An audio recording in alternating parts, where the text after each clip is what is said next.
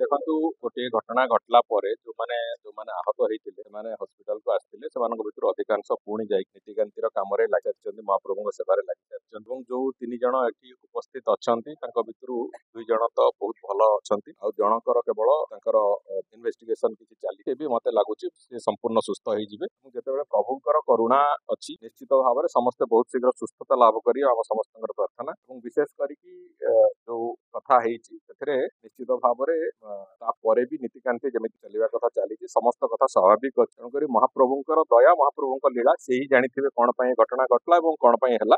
ତେଣୁକରି ଏ କଥା ପୁରାପୁରି ଭାବରେ ମହାପ୍ରଭୁଙ୍କର ଏକ ଲୀଳା ବୋଲି ଭାବିକି ଆମେ ଚାଲିବା। ତ୍ରୁଟି କୋଉଠି ରହିଲା ବୋଲି ଦେଖନ୍ତୁ ତ୍ରୁଟି କିଛି ନଥାଏ।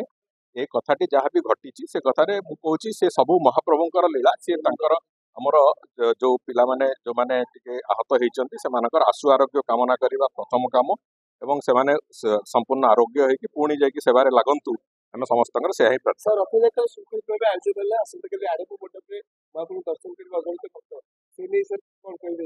ଆଡ଼ପ ଅବଢ଼ା ସମ୍ପୂର୍ଣ୍ଣ ଭାବରେ ଆସନ୍ତା କାଲିରୁ ସ୍ୱାଭାବିକ ଭାବରେ ସମସ୍ତେ ଦର୍ଶନ କରିବେ ମହାପ୍ରଭୁଙ୍କର।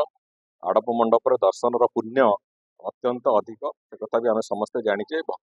ଭକ୍ତମାନେ ସବୁଆଡୁ ବିଭିନ୍ନ ଆଡୁ ଦେଶ ସାରା ଲୋକ ଆସିବେ, ମହାପ୍ରଭୁଙ୍କ ଦର୍ଶନ କରିବେ ଏବଂ ମହାପ୍ରଭୁଙ୍କ ଆଶୀର୍ବାଦ ପ୍ରାପ୍ତ